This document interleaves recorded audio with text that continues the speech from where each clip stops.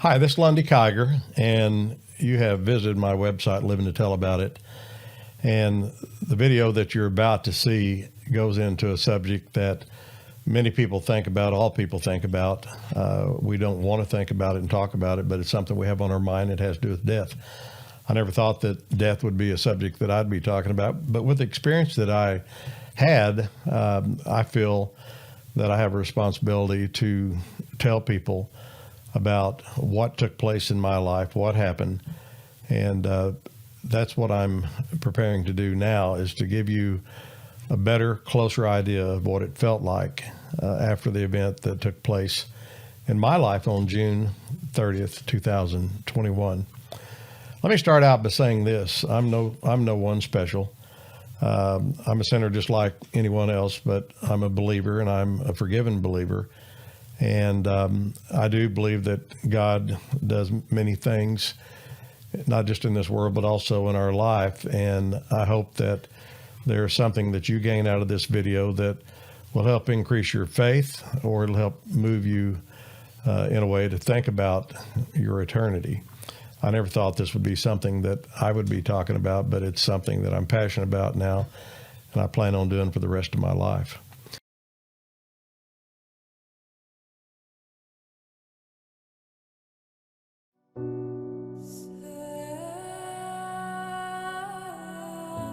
I want to talk about that particular day, June 30th. It was a Wednesday, 2021. My wife and I got up to have coffee.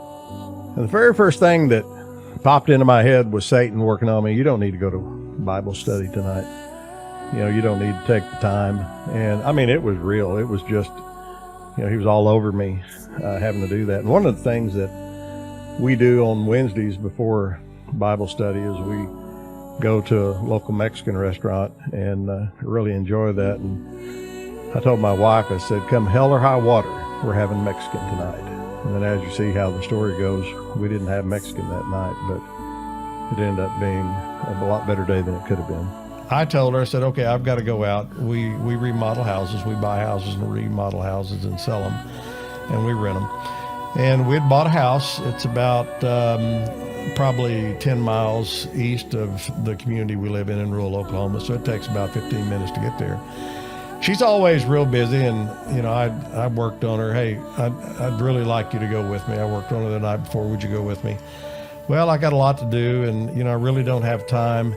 Well, that morning I stayed on her. You know, I really need you to go with me. I won't be long. We're just going to count windows and doors. We'll go out there and we'll come right back. And she said, okay, I'll go ahead and go. So we load up and we're driving out there, and I get a phone call from one of my workers, and he said, hey, I'm having chest pains, and I went ahead and took my nitro pills, but I'm going to go ahead and stay at work. And I said, no. I said, you need to go to the hospital right now. Now, the old Lundy 6, 7, 8 months ago from then, you know, we might talk about it. Okay, well, you had the nitro. You're probably going to be okay. No, your health is the most important thing. Go get the help that you need to go to the hospital. Hung up the phone, and we're probably 3 or 4 minutes away.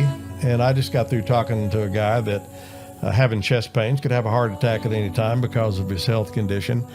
And we pull into the property. My wife gets out, and she goes and starts looking at colors, looking at the exterior boards. I start counting the windows and doors, and I go around and I come back to the front of the house. Beautiful day in June, and it's about 9:30 in the morning. It's not hot, and there's just a slight breeze. And I was sitting there looking at the house, thinking how cute this thing is, and how cute it's going to be, and how easy it's going to be to sell once we get finished. And out of nowhere, something hits me in the face right here in my cheek. It hit and hurt so bad I yelled. And it was loud enough for my wife to hear on the other side of the house. And by the time she got around there, I was bent over. She said, "What happened?" I got stung. She went and got, all we had was Benadryl cream. Then she gave me a tablet to help as well. And within 30 seconds, I said, "Okay, I've got to get in the car, or I got to get in the truck." We were in my work truck. And I got in the truck, turned the air conditioner on. I'm sitting there and I cannot believe, one, how fast my heart is beating. And the next thing is how loud it is in my head. It is pounding so loud I can hear it in my ears. And I'm thinking, my heart's raced like that before, but it's really racing. So I turned the engine on. I got the air conditioner going. It's blowing on me. She's sitting in the passenger seat. I'm looking out of the window of the truck in front, looking out over the hood, and I can see a green barn that we've got there, and I can see beautiful, mature hardwood trees that are there. And, I can see the wind blowing just a little, and it's so pretty and peaceful looking at that. But at the same time, my head is pounding and my heart's pounding. And as I'm sitting there looking, thinking that this is going to die down just any minute and, I can get back to business doing what I'm doing, all of a sudden, those beautiful leaves, those beautiful trees, that barn, but especially the trees and the leaves, everything goes black and white. And the green color's gone. And when it goes black and white, all of a sudden, the leaves just start getting longer and longer. And I knew something was wrong. Okay, I can't sit in the truck. I've got to get out. I got to get out. I got to walk this off. And when I opened the truck door and I stepped out and I put my foot on the step of the truck, I just stopped. And I thought to myself, there's nowhere to go. I can't walk this off. And at that moment, I said, "God, I'm dying." I ended up talking about death before the end 3 times. That was the first time. My wife came around and said, "Okay, I'm going to take you to the hospital." She came around. She helped me to get out. It was getting where it was hard to walk. Now, you got to keep in mind, I've never passed out in my life, and I've never spent the night in the hospital. And she helps me. By the time we get around to the front of the truck, I'd lean up against the truck, and I'm just out of energy. Still pounding, my head's pounding, my chest is pounding. She gets me around to the passenger door and opens the door, and I get in. She said, "Okay, you're going to have to help get in." And she said, I kept trying to raise my leg and I never could get it. And the next thing I know, I'm out. I'm laying there, and she wrapped her arms around me. She's a former paramedic. She lowers me to the ground, pulls me away from the vehicle, and then she places me on my left side. Now, it's very important to understand, I've got my arm out and I've got my head like this. So that's the position that I was in, laying in the middle of the driveway. It's a gravel driveway, dirt and gravel. And I'm out. I don't know anything that's going on. So I've spent hours and hours going over every moment, every second of what took place, because I wanted to know exactly what was going on and what happened. And I'm laying there, I'm unconscious, but for some reason, as I'm laying there, I open my eyes and I'm conscious for just a short time, but I can hear her, and I can hear her voice, and I can hear the stress in her voice. And the only thing I think to myself, because I can't speak and I can't get up and I can't move, the thing that I said was, I feel so bad leaving her like this.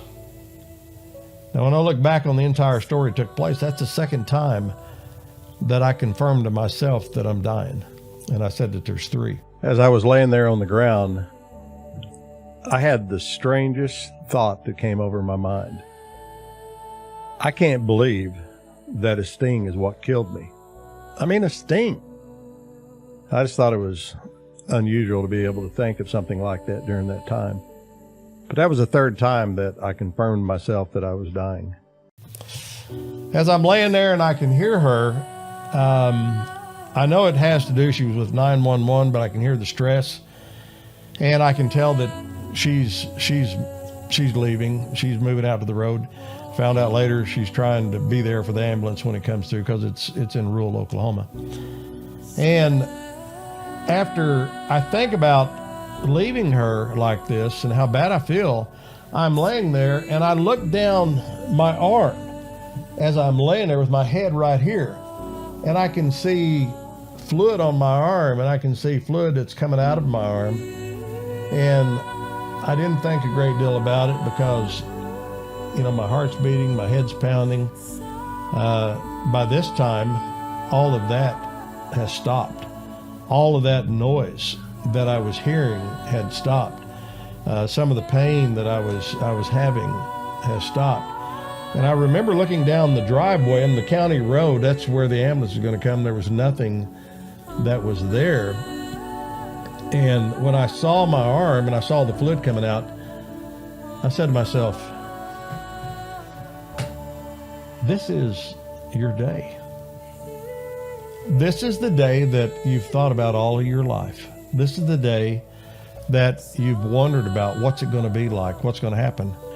And I remember thinking to myself, Lundy, this is your day.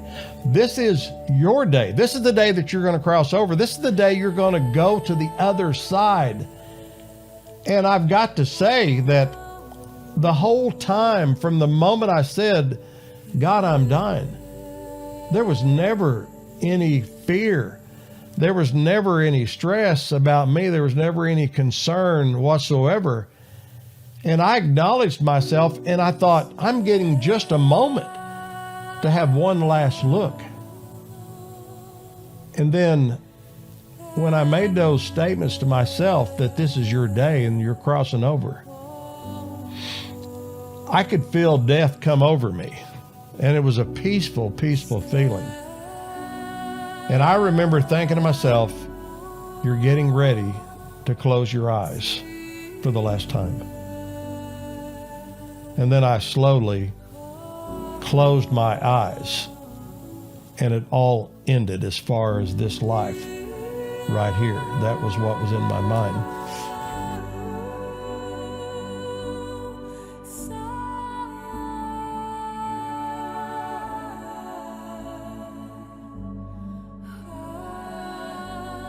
As soon as I closed my eyes in this life, my eyes immediately opened back up. Now, let me explain about the feeling and everything that I can remember that went with this. No, there weren't, clouds, there weren't great lights or anything like that. I opened up my eyes, and when I did, I knew that I was not in this world. I knew that I was somewhere else, and I knew that it was just the beginning. And I looked out, and it was like a veil. It wasn't totally light where you could see everything, but I remember the feeling of excitement all over. I remember that it was like brand new.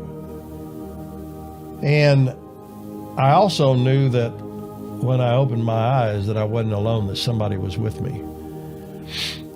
Now, I asked a question. I knew it wasn't God, but I knew it was the Spirit of God. But this is what I said with an exciting voice: God, where are we going? Because I knew that I had left that life, and I knew that we were getting ready to go someplace. And without saying anything, after I said, God, where are we going? I could tell that we started to move away from where we were. I cannot tell you how exciting it was. I was not thinking of anything behind me, anything as far as life behind me. The only thing I had on my mind was straight ahead, was what's it going to be like? What am I going to see? And I can tell you this, I am all in with what we're doing right now, because it is so wonderful and it's so great, and I can feel God's love. And as we start to move away, and as I'm probably the happiest I've ever been in my life, and you'll see this in the other videos. No, it doesn't mean that, I don't love my family. I don't love my wife. I don't love my kids and grandkids. But I also know that I'm supposed to love God the most. And they understand that and they feel that way, and it's okay, but it helps you grow your love for them as well if you love the Most High the most. But as we start to move away, and I'm so excited, and I know that we're leaving, all of a sudden, something happens. I can feel something that is going on, and it feels like it's down below me. And I said, wait, and you saw this in the video on the Sting. Wait, I feel something. And for just a short time, I'm trying to think, what is that? And then it was like the biggest disappointment. I know what that is. That's human life. As soon as I said, that's human life, everything stopped. Everything went black. And then the next thing I know, I'm in the back of an ambulance. And as they're able to revive me and I come to, the first thing I started, and I felt bad about it. The first thing that happened was I started throwing up. And it was a terrible, terrible experience. And I'm sitting there, laying there, trying to figure out, okay, I've never been in an ambulance. Okay, I'm back where I was. This story may not end the way that you think that it should end. A guy that has a near-death experience and his life is saved. There should be joy, but it may not be that joy that you're going to be expecting. So I don't look at it that I had a near-death experience. I look at it that I had a near spiritual life experience. And in the next videos that will follow, you'll see some of the emotions and some of the feelings that I had. Now, am I still disappointed that I'm here and I'm not where I was? Yes, I'm not going to lie about that. I have disappointment about that. But as you'll see in the following videos, I have been given my direction. I am at peace with what I'm supposed to be doing. And I will do everything I can to live my life in a way that when my final time comes, I'll be able to make that trip and there won't be any callback. I'll be able to go all the way. Thank you, and I appreciate you taking the time, and I hope that this video has been beneficial to you, and I look forward to talking to you again.